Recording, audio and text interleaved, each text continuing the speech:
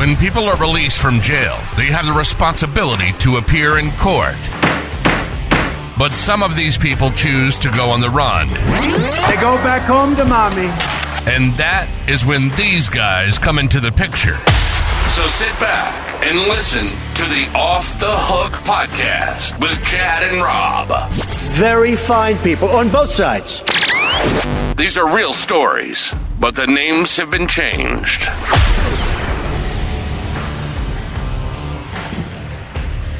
What's going on, guys? I'm Rob. And I'm Chad. What's up? Oh man, it's the first time we've not had a guest. We're kind of getting back on schedule here. Yeah, we changed it up a little bit, Yeah, man, it's been fun.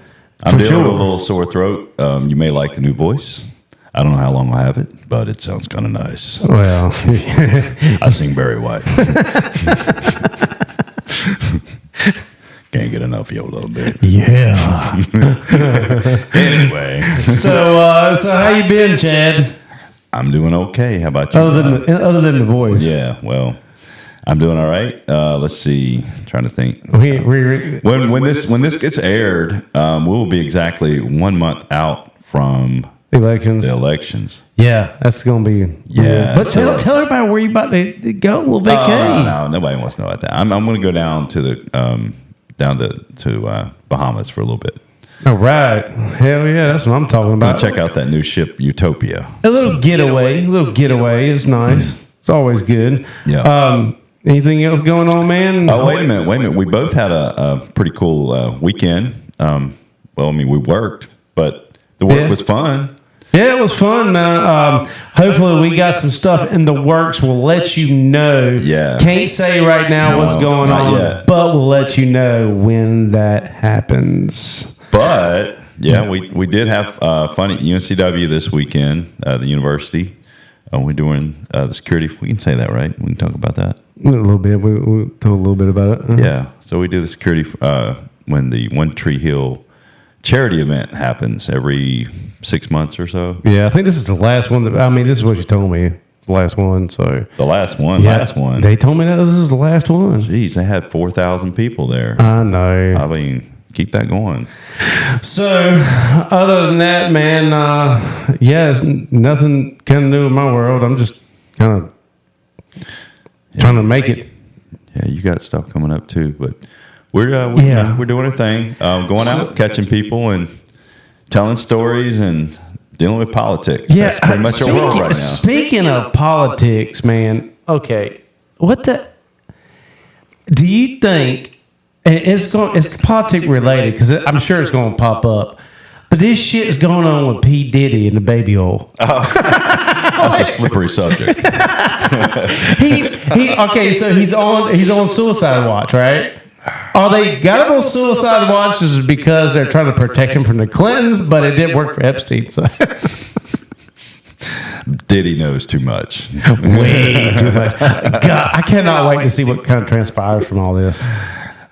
It is going to be. I said it years ago that there's some like corrupt, evil, possessed people, and everybody kind of looked at me wrong. But ding, ding, ding, here we go, here we are. I mean, there have been people saying stuff like that for years. There's clips from back in the 90s. Yeah, it's wild. All I know is that we didn't go to no Diddy parties. I ain't been in no Epstein Island. I haven't been to the Diddy party. Nothing that. No, especially with the baby oil, man. Oh, man. What's up with all this baby oil, man? I don't get it. No. All right, well, cool. So now we're gonna get into our story here. Our story is, let's see, it's out of Brunswick County. It's a $50,000 bond that I wrote. It was a probation violation. And why was she put on probation? Tell them why she was put on. So up in Ohio, she left Ohio, came down here to North Carolina, and she lived in a hotel, motel, something like that. Was supposedly what we were told. It was pictures of girls for pageants, is what we were told. Yeah, that's what she was. That's what the husband of the co-signer was telling us, and it was a court case up there because some of them were underage. we learned later that she was into child trafficking, and that her charges were pretty serious up there. Yeah, and we don't see the original charge. All we see is probation violation. Yeah, we didn't see the original charge, and we're going based on what we're told by the husband in her case. Yeah. So, I mean, it's a very difficult job that we have to decipher every time we pick up a phone to decide whether or not to loan people money to bond them out. It's a risk. Yeah, it's a calculated risk, but all the factors aren't always visible. And they get over on us. I mean, sometimes we just don't see it. I mean, it happens. I mean, and that right there is why we're a valuable role, is because we have to figure it out, or else we have to pay. So Chad, yeah, tell our listeners the nickname, and then we'll get into story time. Oh, what we nickname her? Not her real name. You would die laughing if you knew her real name. But Shanaynay is a nice way to call her. Shanaynay the Sovereign. Shanaynay the Sovereign Citizen. Yes. So, since we have Shanaynay the Sovereign Citizen story, it's time for story time. I can tell stories. Got too much to tell. I can tell stories. Got too much to tell. I can tell stories. Got too much to tell. All right, there you go. That's I love that intro. Chad loves him some riffraff. I don't know why he's not good, but he just got his moments. He's got a couple of good ones. How about that? He was like this past weekend. So he was like, "Hey, you heard of cranberry vampires?" I'm like, "What the fuck is a cranberry vampire?" He was like, "It's another stupid song." Another song by riffraff. Yeah. I was like, "Oh." Not trying to make him popular by any means, because most of his stuff sucks. But he's got a couple of good ones, that are kind of funny to me. He's funny. I mean, he's hilarious to listen to from time to time. He's a character. All right, so anyway, getting back to Shanaynay the Sovereign Citizen. Let's see. We go bond her out. $50,000 bond in Brunswick County. You got to call. Wait, I think her husband called us. They had two little ones. Was it 2 little kids? Yep. And he worked, and he had a steady job. He was a hard worker. Yeah. And actually, but we didn't let him co-sign though.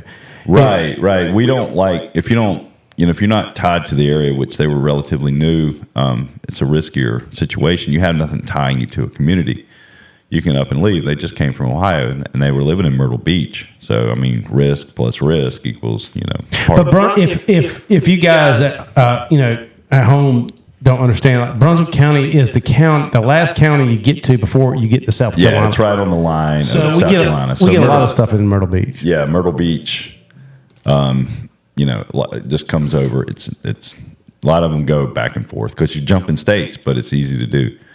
So we get a call from this guy, and they're like, well, okay, we've got a guy who's ex-military that can co-sign.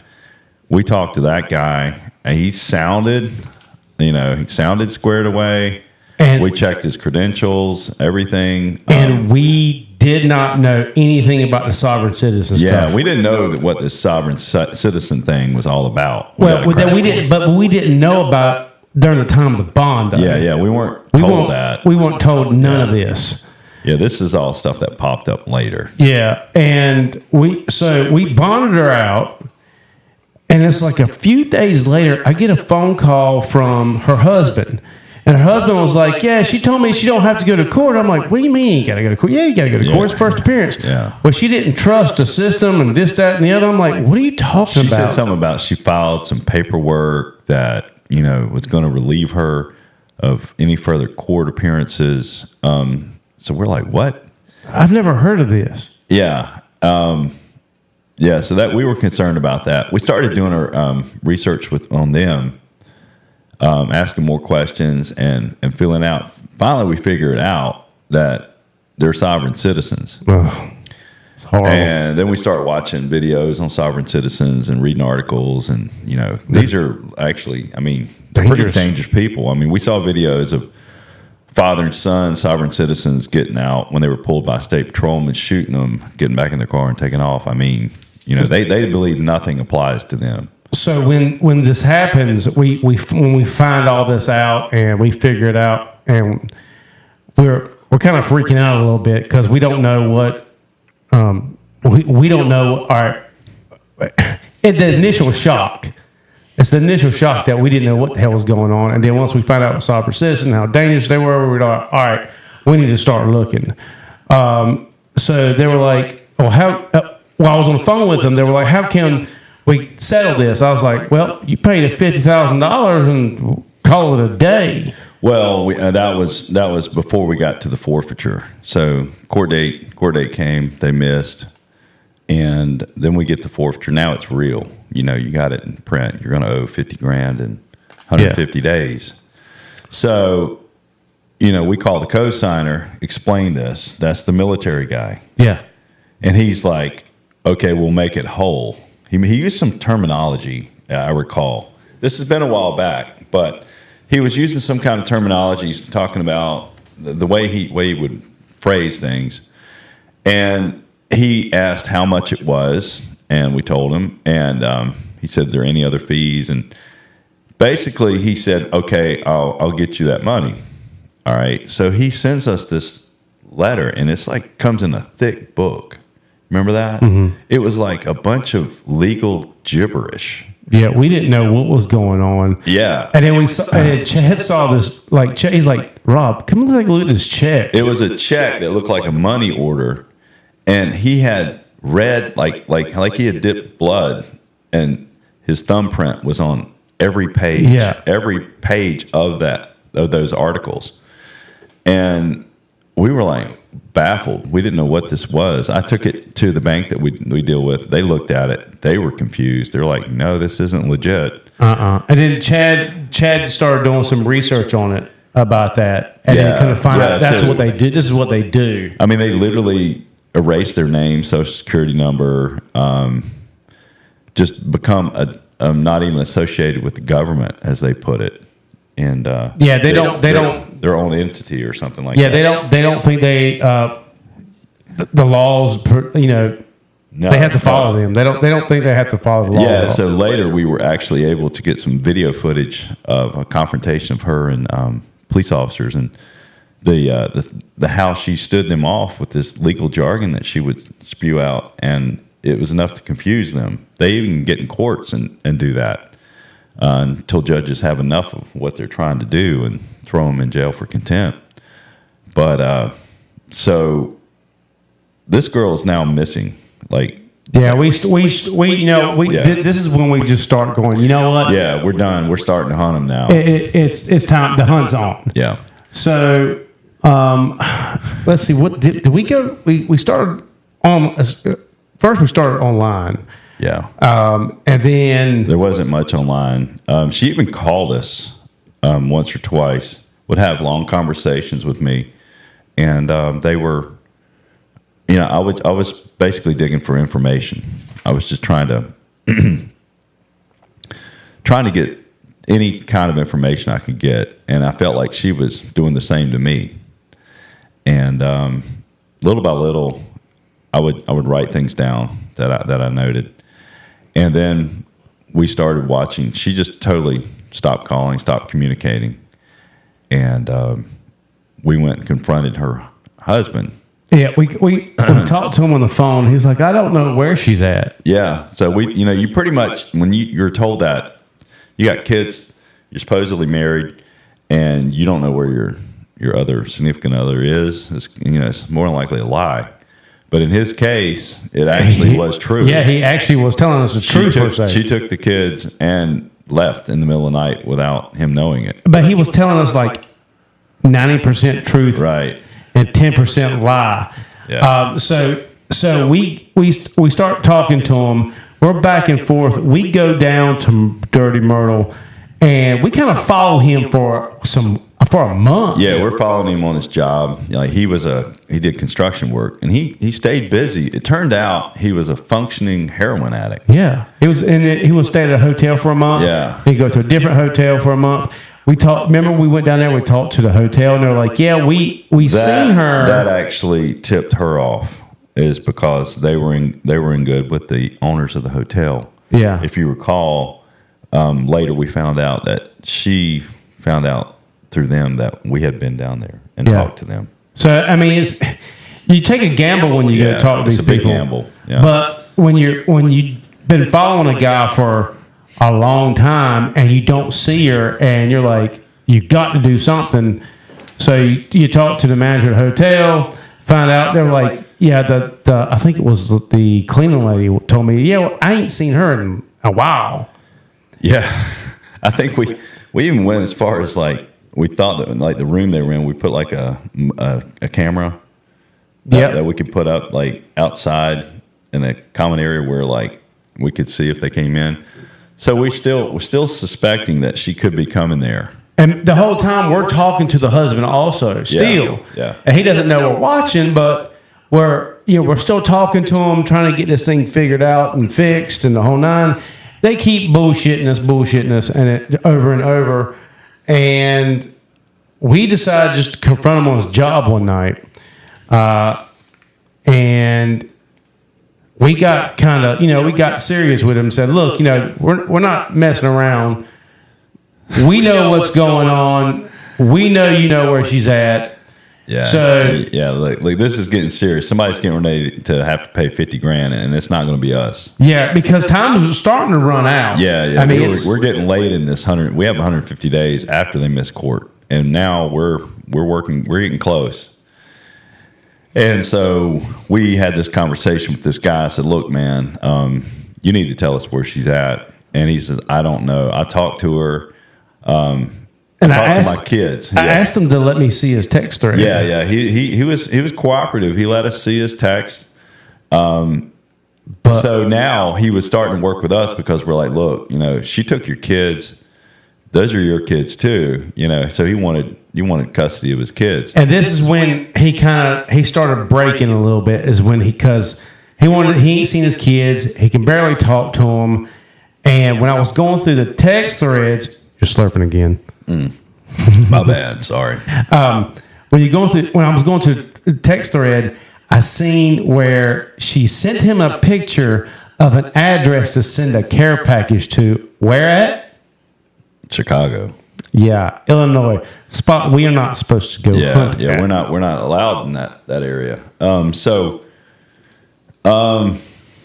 We started once we found that out. He kind of said, yeah, she wanted me to send this because I confronted him about the P.O. box. Well, no, it wasn't a P.O. box. It was an actual address. So we start looking up, address. We start looking up who owns the property, where it's at. It was actually a little town. Well, the part of Chicago called Inglewood. I remember that now. It was Inglewood.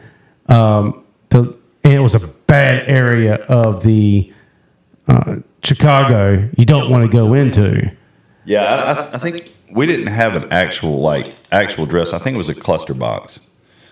I don't think it was a whole address at that time. Later we got it. You got to remember, it's been years ago. Yeah, that's been years ago. But we kept getting little bits and pieces. So we would have him. He would talk to his kids every day. And we would get little bits of information like, what's mommy driving? Yeah. And the kids were like the key to us getting a lot of information. Mommy's driving a little minivan. Oh, what color it is? Is it in tinted windows? It's got this and that, little details that we would put together. And, you keep all that up. You never know what detail is going to be the one to get you there. But remember, she had a license plate. It was some weird license plate that she made up, remember? I don't recall that, but it wouldn't surprise me with the way that she thought that she could. But she was needing money. And she now, this was notable that, she was in a community of other ones up in her area, in a rough area in Chicago. I think there's a lot of sovereign citizens up in that way. particular area, there were a lot of sovereign citizens. So, they had their own community. In fact, in the course of looking at all this, we found out here in our area that there's a place right down from the Brunswick County Jail. It's a very rural area, place called Half Hell that is a home for a community of sovereign citizens that the police can't even go into because they don't know to get shot at.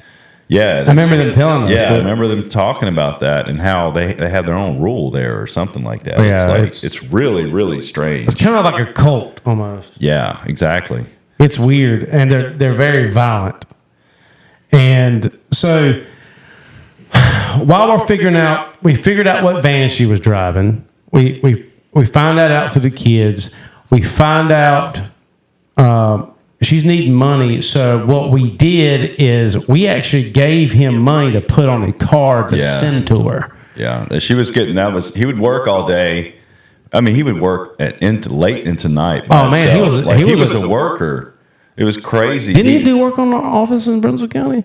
I think we had other clients that needed work, and we kind of lined him up with that. Yeah, so you know, we were helping him out, you know, and even though he wasn't being 100% honest with us, he still wanted to see his kids, though. Right, that was the key, because he wanted to see his kids, and she just took off. So he was being, I think, legitimate with not knowing exactly where she was, because I think she knew that he would come up there. Yeah, and I never want to do this again. Like the sovereign citizen shit. Oh no! If we get if we hear anything about somebody being a sovereign citizen, somebody else can do that, Bond. No, I think we've gotten a call since then. Go, hey, we're sovereign. But nope, click. No. So get back to the credit card. Yeah. So the credit card, he would send money. He would work, send money to her for the kids, and that would get us closer. There was one conversation he had with her. So we're sitting there at night listening to him talk to her, and I hear her say something to the guy that she was staying in the house. These were like brownstone apartments like you see up in New York, places like that, New Jersey. Mm-hmm. And they're like, packed together side by side, and they have like a little tiny yard in the front. And I heard her say something about, you need to fix that fence in the front yard. It is never going to get fixed, or something like that. You remember that? I remember. It was different. It was like Unit 1A, 2B, 3C. There was different units at this address. That's what we didn't know. We didn't know which unit it was. So I got on Google Earth and pulled up the area that we thought it was, and you can literally go down the street. And I think the images have been updated fairly recently, within that year. So I was looking at a current picture is what's important. You pay attention to when you look at Google Earth. They're not all current photos. And this one was. And if you look, you can go down the street. All of them have perfect, nice little fences with little square yards. And there's one with a broken down fence. And I was like, bingo, this is the one. Bam. So we had that. We had the make of the vehicle. We had everything. And since Chicago is a city and a state that Illinois we can go into, we reached out to US Marshals here, and when we reached out to them, they were absolutely willing to with help. The nature of the crime, the child sex trafficking charges. They were very willing to work with us. To get this one. So I told them, I'm like, look, we'll give you all the information that we have, and we will help you do whatever you got to do. It's getting like we're about a month out having to pay this thing. Yeah, at this point, it's really getting close. My butthole's puckering like a Diddy party. So we just keep, we keep trying to communicate. They don't really communicate much with us. Like, we got it. And we're on it.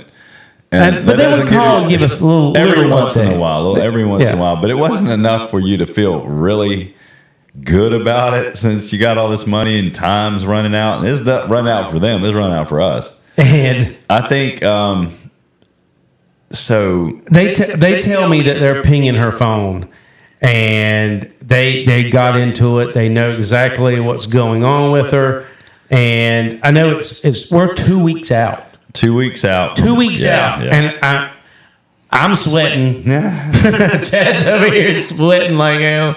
We don't know. Like, we're already starting to prepare ourselves to pay for this thing. Right. Because we don't know what's going on with the US Marshals.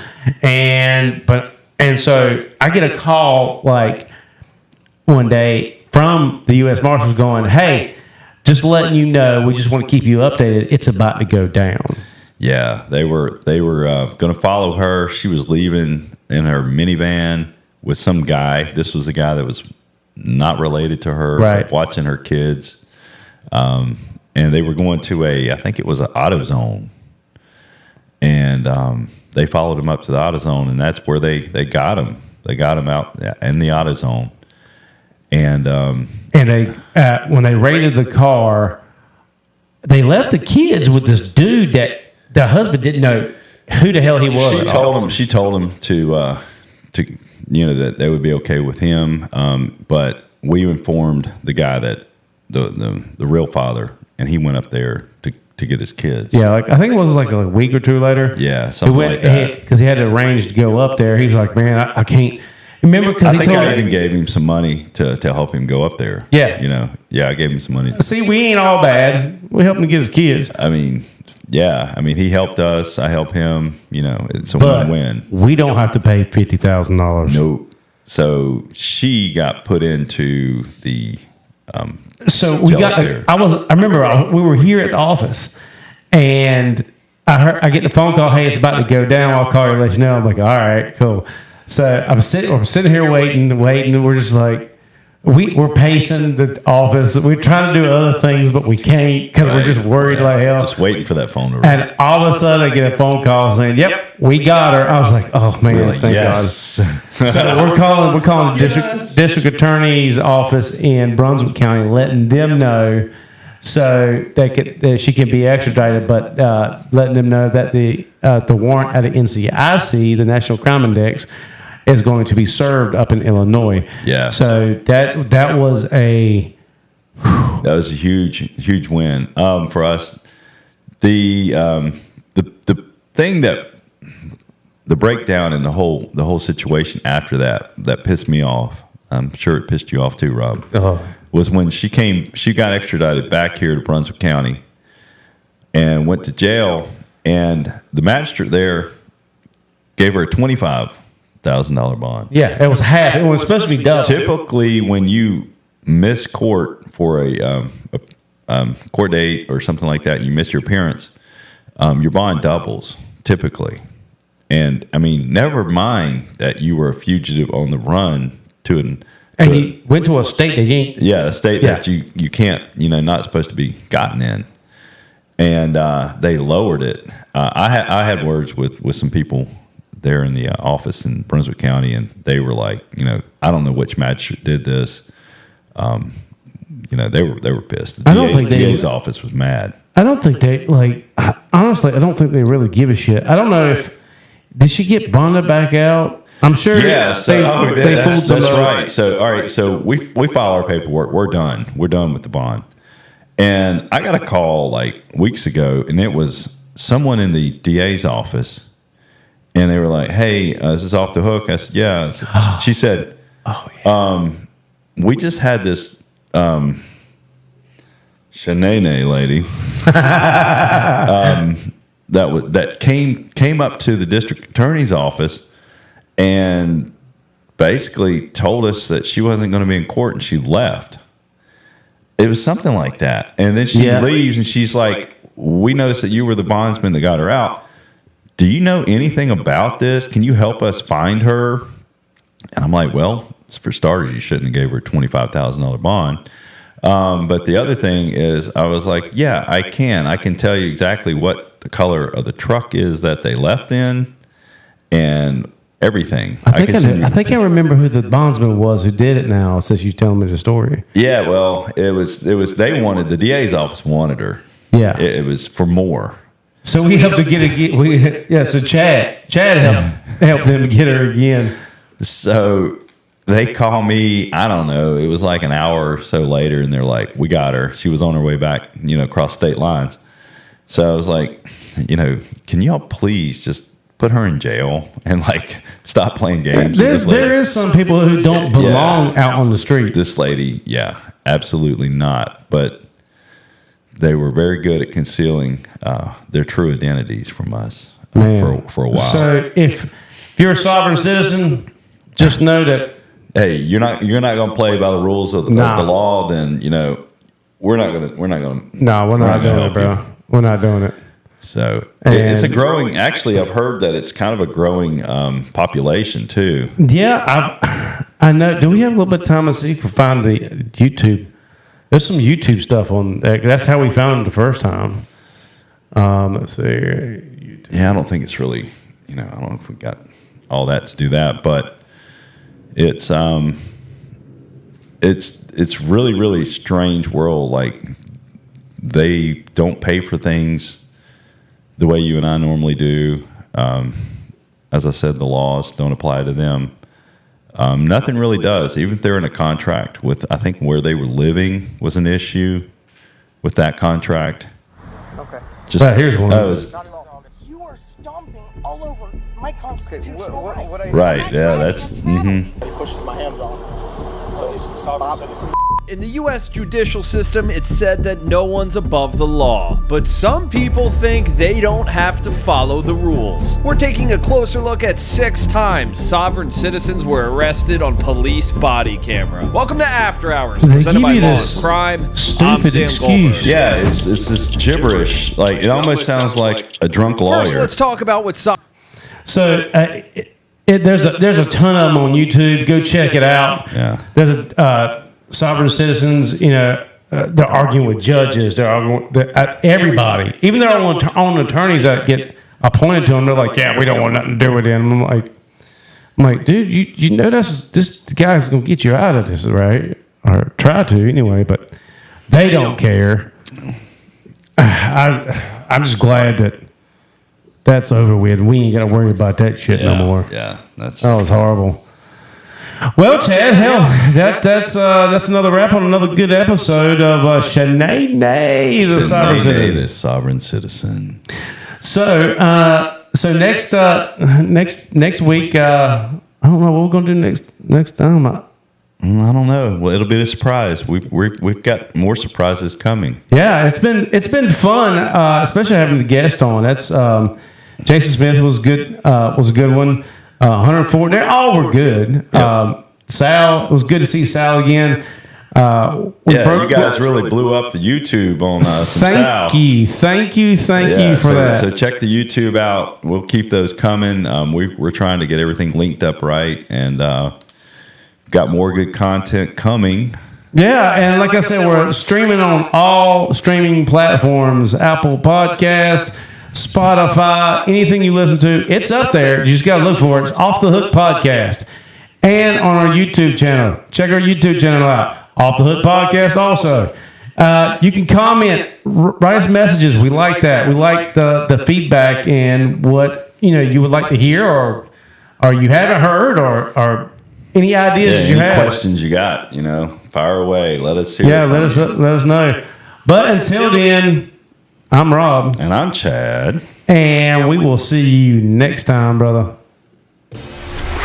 You've been listening to Off the Hook with Chad and Rob. We hope you've enjoyed the show. Make sure to like, rate, and review. And be sure to follow us for notifications for another exciting episode.